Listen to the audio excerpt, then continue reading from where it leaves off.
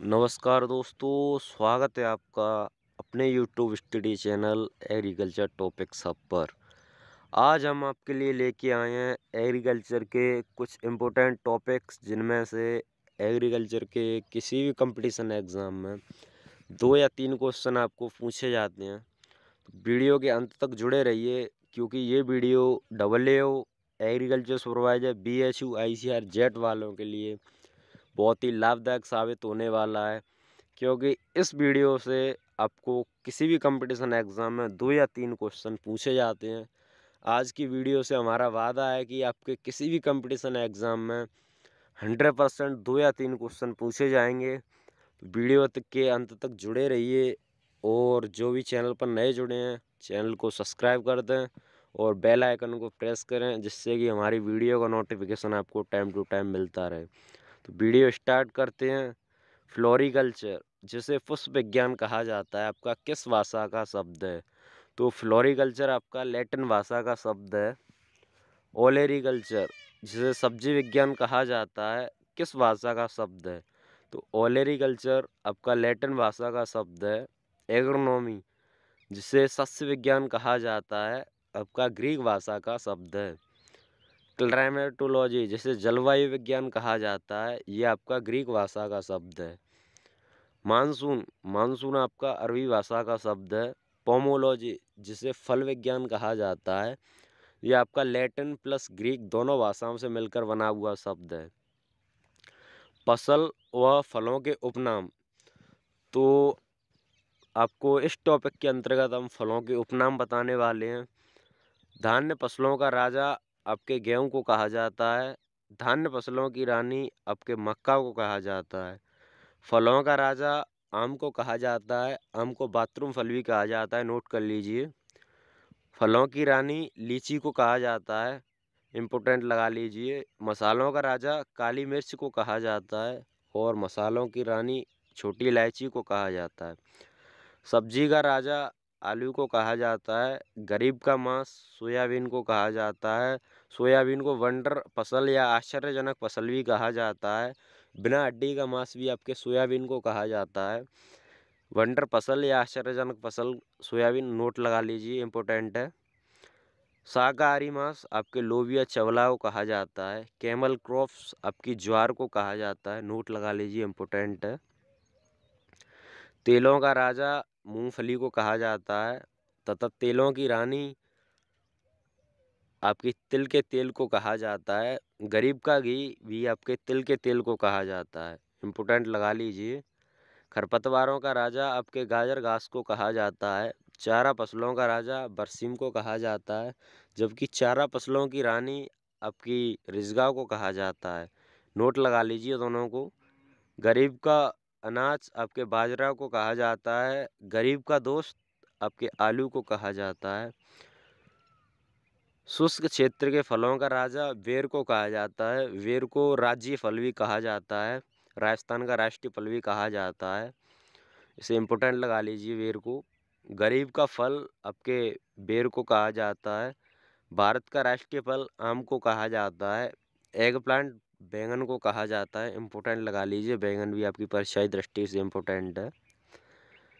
जैविक पौधा जैट्रोपा को कहा जाता है, या फूलों का राजा आपके गुलाब को कहा जाता है।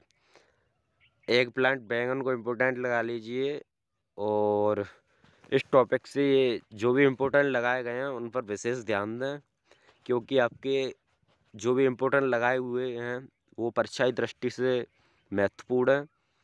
तो चलते हैं नेक्स्ट टॉपिक की ओर। अभी कुछ फलों के उपनाम भी बचे हैं, उनको भी हम क्लियर कर लेते हैं। फलों के उपनाम के अंतर्गत आपके 3-4 नाम और बचे हैं, देखो उनको भी क्लियर करते हैं, फिर नेक्स्ट टॉपिक की ओर चलते हैं। तो स्टार्ट करते हैं नेक्स्ट टॉपिक।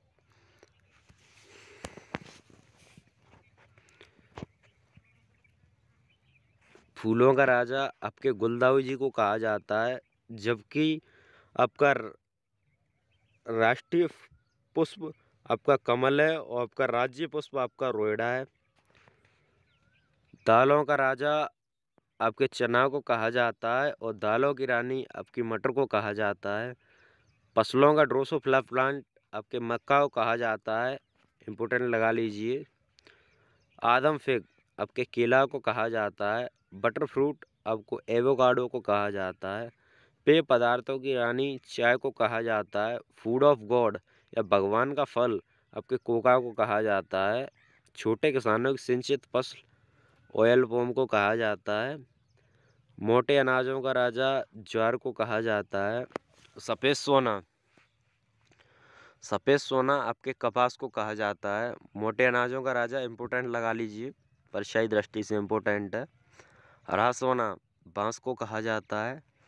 आवरण फसल आपकी चावल को कहा जाता है। उष्ण फसलों का सेब आपके अमरूद को कहा जाता है तथा इम्पोर्टेंट लगा लीजिए इसको भी। इंडियन गूसबेरी आंवला को कहा जाता है, इम्पोर्टेंट लगा लीजिए। सब्जियों की रानी आपके भिंडी को कहा जाता है। काला सोना अफीम को कहा जाता है, इम्पोर्टेंट लगा लीजिए काला सोना। इसमें भी 3-4 ये इम्पोर्टेंट लगा दिए गए हैं। ये आपकी WO, जेट, ICR, BHU सभी परीक्षाओं के लिए इम्पोर्टेंट हैं। वैसे तो सभी इम्पोर्टेंट हैं, बट ये जो इम्पोर्टेंट लगाए हुए हैं ये कुछ ज़्यादा इम्पोर्टेंट है, इन पर कुछ विशेष ध्यान दें। चलते हैं नेक्स्ट टॉपिक की ओर। भारत में प्रमुख कृषि क्रांतियाँ।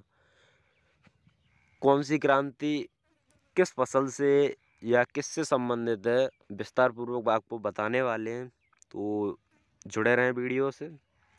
हरित क्रांति हरित क्रांति आपके खाद्यान्न उत्पादन से संबंधित है और हरित क्रांति आपके खाद्यान्न उत्पादन के अंतर्गत सर्वप्रथम गेहूं फिर धान्य से संबंधित है। श्वेत क्रांति श्वेत क्रांति आपकी दुग्ध उत्पादन से संबंधित है। नीली क्रांति आपकी मत्स्य उत्पादन से संबंधित है। भूरी क्रांति आपकी खाद्यान्न प्रसंस्करण से संबंधित है। लाल क्रांति आपके मांस एवं टमाटर उत्पादन से संबंधित है। गुलाबी क्रांति आपकी झींगा उत्पादन से संबंधित है। रजत क्रांति आपकी अंडा एवं मुर्गी उत्पादन से संबंधित है। पीली क्रांति आपकी तिलहन उत्पादन से संबंधित है। गोल क्रांति आपकी आलू उत्पादन से संबंधित है। सुनहरी क्रांति आपकी बागवानी से संबंधित है। इंद्रधनुष क्रांति कृषि के सभी क्षेत्रों में विकास के लिए संबंधित है। पूसर क्रांति आपकी उर्वरक उत्पादन से संबंधित है। बादामी क्रांति आपकी मसाला उत्पादन से संबंधित है। क्रांतियों के अंतर्गत एक तो आपकी धूसर क्रांति और आपकी गुलाबी क्रांति, आपकी गोल क्रांति, सुनहरी क्रांति और आपकी श्वेत क्रांति और हरित क्रांति, ये इम्पोर्टेंट हैं।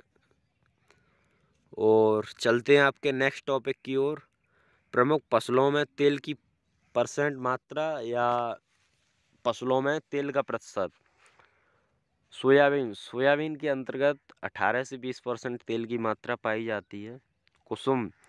कुसुम के अंतर्गत 24 से 36% तेल की मात्रा पाई जाती है। सरसों के अंतर्गत 33 से 40% तेल की मात्रा पाई जाती है। मूंगफली के अंतर्गत 40 से 52% तेल की मात्रा पाई जाती है तथा फसलों में सर्वाधिक है अरंडी के अंतर्गत 40 से 45% तेल की मात्रा पाई जाती है।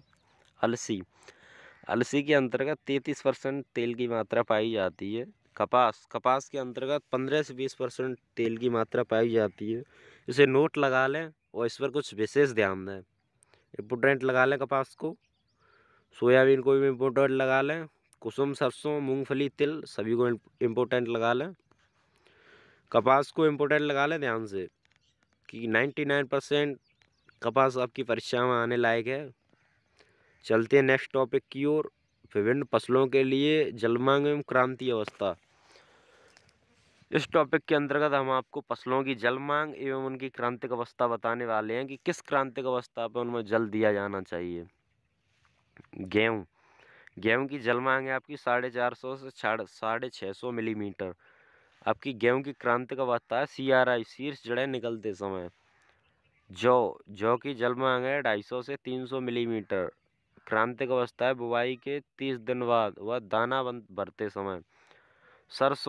सरसों की क्रांतिक अवस्था है 200 से 300 मिलीमीटर या फूल आने से पहले या फलियां बनते समय।